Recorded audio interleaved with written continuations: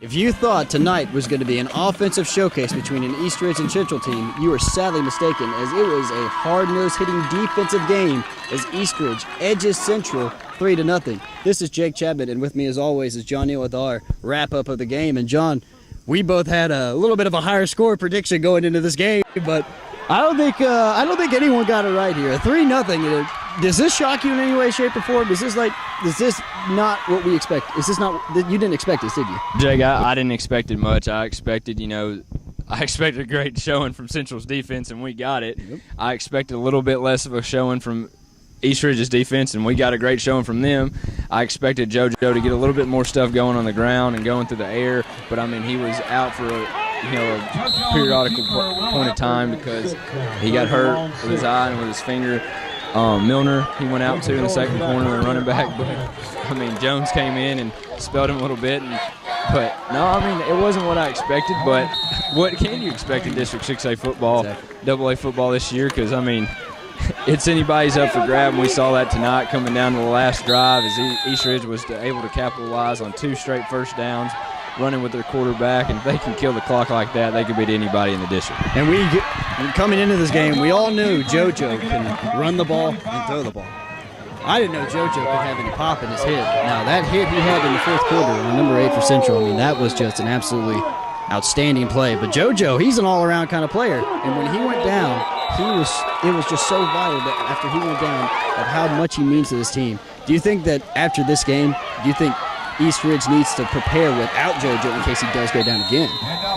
Well, I mean, JoJo Tillery, he's the heartbeat, the soul of your Eastridge Pioneers. The team goes as he goes. It was a completely different ball club, both offensively and defensively, when Tillery was not in the lineup. It was very evident of that. A few turnovers by Central kept Eastridge in the game and kept them the defense was able to get the ball back for him multiple times, and they were able to utilize the production and the personnel they had when Tillery wasn't in the lineup. Yes, he shouldn't be running the ball as much as he did tonight. He needs to give a little bit more. They need to design a little bit more to the running backs and get a little bit more production. That's just Coach Malone, as he's tabbed all spring and all summer now in the fall, that there's offensive line concerns. They have Pete Sexton playing center as an all-state candidate.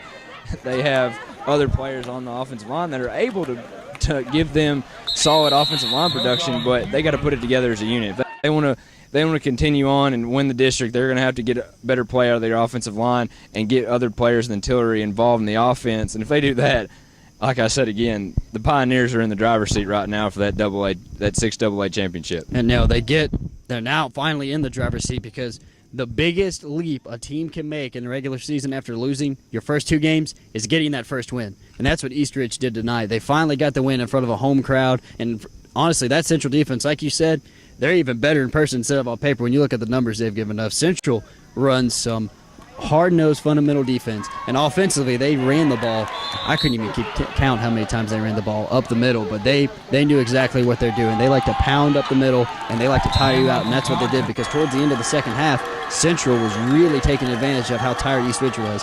But the Eastridge defense, I think Eastridge's defense, they've gone up against Walker Valley and Notre Dame.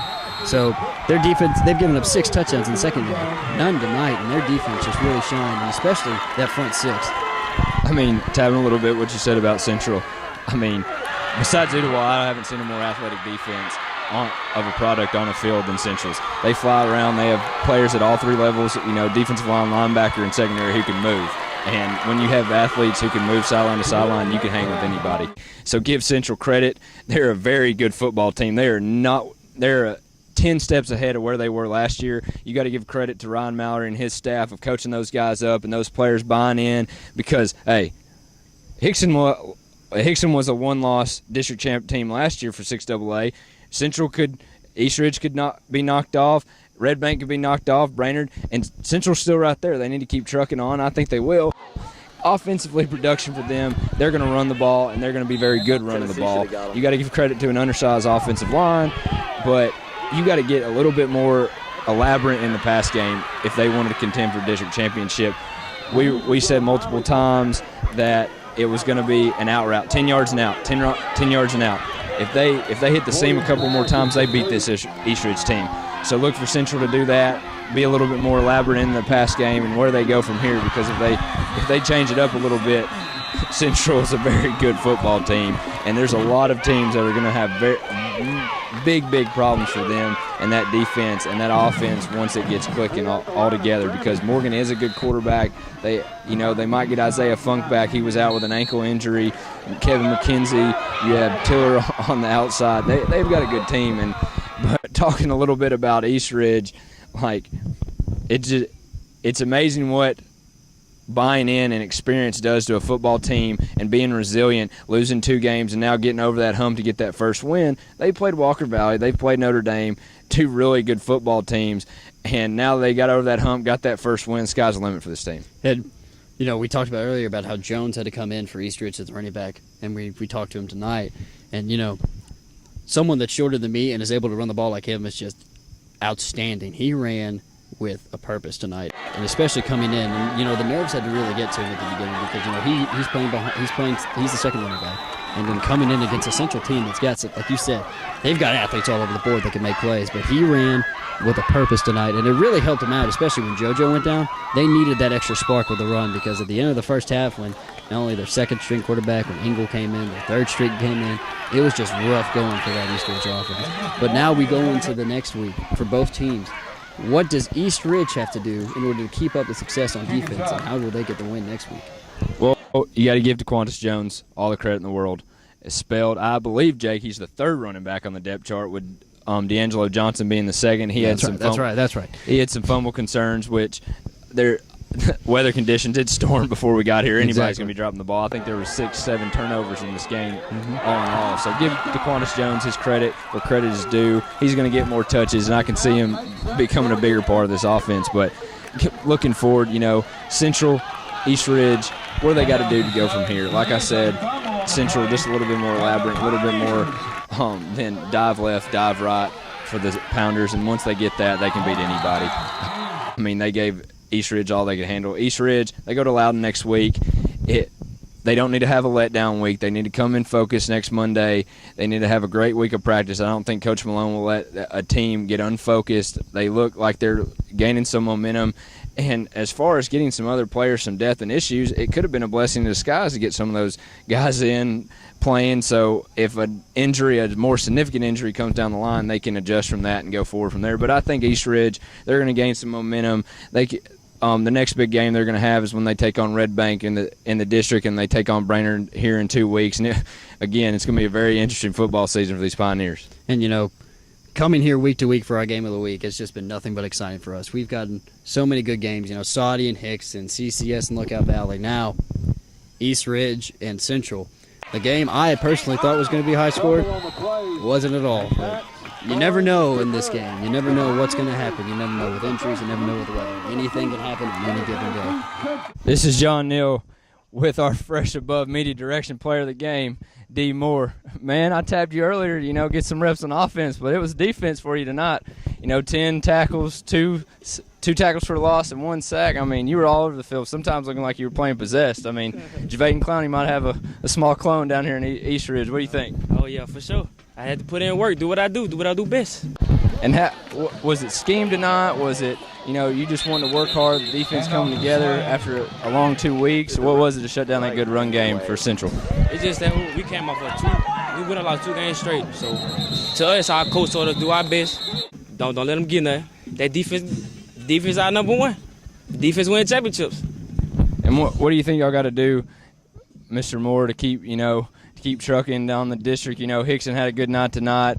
Red Bank, Brainerd, they're still on the schedule. What are y'all going to have to do to, keep that defense going? What it showed tonight, what y'all can be? We got a couple of mistakes to fix, but we can got it. Just do what we do. Did what we did last year. Keep it going. This is Jake Chapman with River City Sports, and with me is DeQuantus Jones. And DeQuantus coming in after your starter got hurt, and you were running all over him like a madman. Well, so when he went down, how did you? What was your response? What did you think to yourself? Oh man, I got to get in the game. What do I need to do? I knew I needed to step up and make big plays, but I was looking for a touchdown. But I really wasn't. I was just trying to get the big win, to get yards, to get first downs, to help the team out. And also for a little guy, I saw you going in there, popping those guys twice your size, lowering the shoulder, running like a man out there. You're not afraid of anything, are you? No, sir. Just take heart. Take heart. And you had plenty of it tonight in the low-scoring fair. Do you think the weather had anything to do with the low-scoring fair? No, sir. It ain't nothing to do with it. We had a little bit of mistakes that we got to fix Monday when we get to practice. So when we get there, we'll take care of it. This is Jake Chapman with River City Sports, and with me is East Ridge quarterback JoJo Tillery. And JoJo, you had a little bit of an issue at the beginning of the first half. Can you explain to us what happened at that point?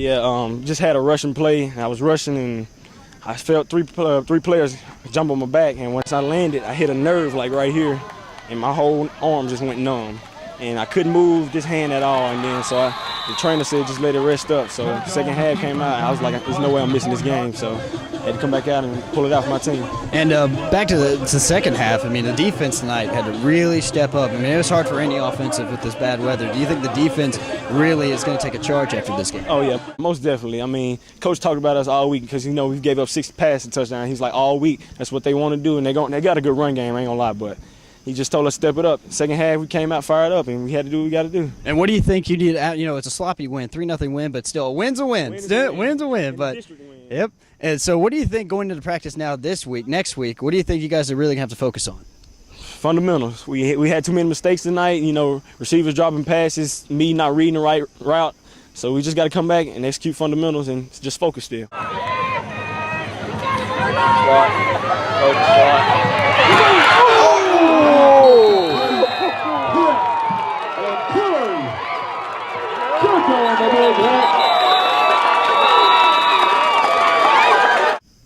And now we go into next week. Baylor and Brainerd. Talk about a powerhouse against an underdog story right here, especially with the way both these team seasons going. Baylor coming off very hot. Brainerd a little sluggish, but they have room to improve, and they can improve. They've got the talent, and now it's just time for them to execute it and get into the game. But so what do you think next week's game is going to hold for us? Well, Jake, I mean, Baylor's looking very good. They're up in Nashville right now playing NBA. They'll get Brainerd at home next week. They knocked off Knox Webb last week. There's some concerns about Knox Webb up there if they're still the team they were last year. But it will be interesting to see if Nick Tiano and that Baylor team can keep pushing along, keep trucking along, and keep on that momentum and not have a letdown. Because if you have a letdown, anybody can beat you on any given Friday. We've learned that in the past couple of weeks. And, hey, Brainerd, they've got athletes, they've got players. If they gain some momentum and they're there in the fourth quarter, hey, who knows? I mean, it'll be interesting next Friday. It's going to be a great game when we get down there. Anything can happen, and I'm really looking forward to this game of the week for next week. And this is Jake Chapman and John Neal here with River City Sports. We'll see you guys next week.